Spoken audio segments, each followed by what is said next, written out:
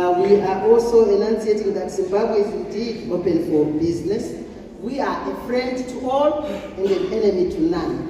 This is why we have licensed all this, and we continue to license. I think he's here, the CEO. Maybe sooner or later we'll be licensing more. Why not, if the spectrum is there? So I am quite happy. You know, when I look at this, I just want to go to the point. All these initiatives which I'm talking about, they span across our borders, where regional and continental-wide initiatives, including the far-reaching African Continental Free Trade Area.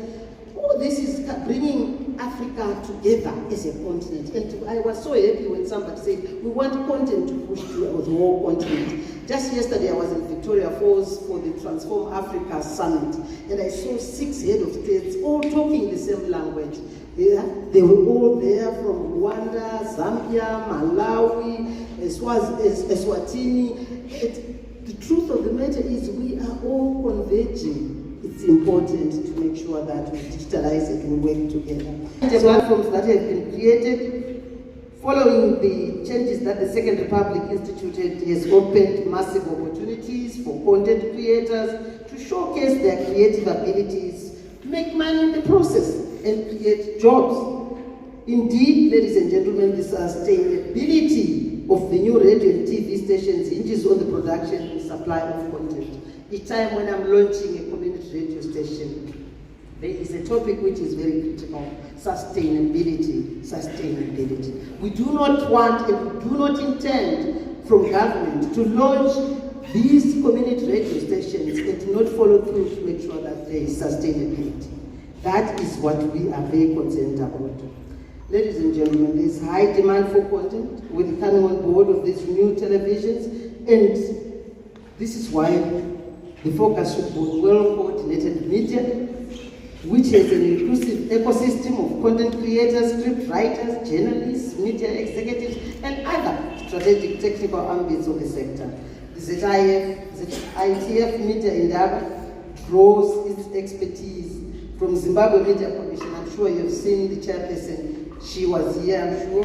That's Professor Mutsvangwa. We are also having our parastatals who are here because you are important. They are sitting here, you've been introduced to them by my deputy minister. I'm not going to ask them to stand again.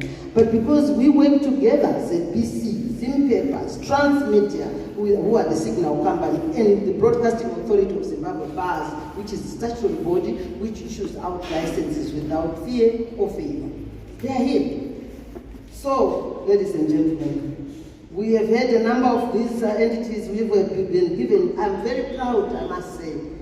This afternoon we've had interviews being carried out by Kiona TV. That's one of the 6 commercial televisions which have been coming from this region. And I saw wonderful, already trained journalists who did a very good interview with the Vice President. And this afternoon I had NRA TV also interviewing the Vice President. I must say, we need to move together.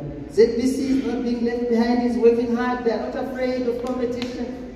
They say that we are here ready for the competition. And we see ZBC News 24 channel, they are also making quite a lot of mileage in terms of content creating. I'm also delighted that the Media Academia are part of this Indaba and fully represented by the National Investing and Great Zimbabwe, MSU, Lupani. This shows that you can't move.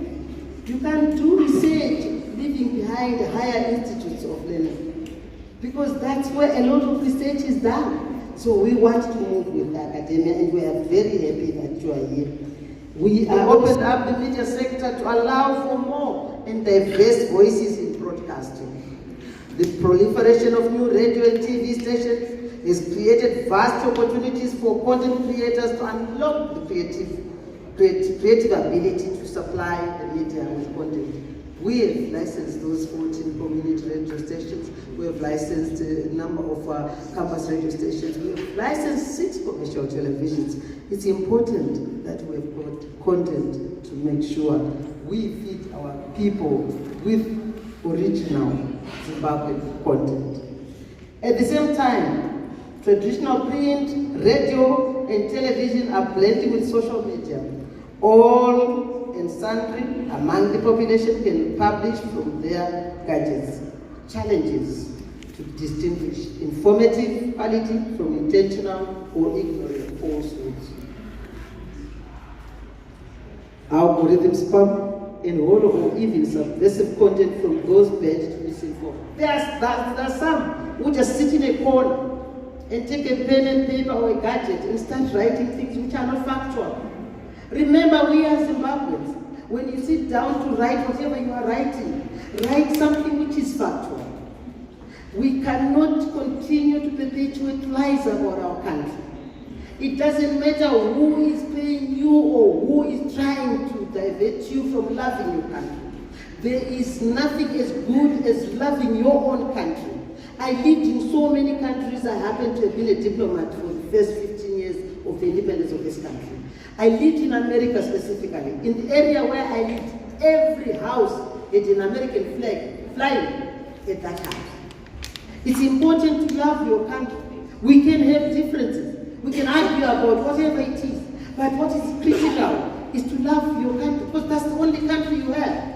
Imagine if you are going to chain out lies about Zimbabwe. Those people out there will build a perception about this country on those lies. And when you travel outside this country, nobody travels with a badge saying I'm ZANU-PF or I am MCCC or MDC. We all travel with one document which identifies us all, which is our Zimbabwean passport. So remember, it will catch up with you. So I always talk about factual reporting, which is good. And we as a ministry, we are there to be criticized, but let it be constructive criticism. We will listen and will move with you. Those who have approached me with some complaints and what they know, I respond. And we always find a way to move forward together. So, hence the essence of this Indaba is to connect the media to content creators. You mean a lot to us. You mean so much to this government. Because we need our young people to consume content which is relevant to them, which applies to them. We cannot bring up young generation who depend on the foreign content all the time. So our local content creators are very critical. And this is why I've been to Bulawayo once or twice, meeting all the content creators, and we continue to work together to find all solutions, if we can, together for those challenges which we have. But you are very, very important. Students, you are very, very important. And all members of the media who are here, ladies and gentlemen, as you have heard, I am a comrades and friends. I love you, and I love to be in Bulawayo. It's always a pleasure to be here.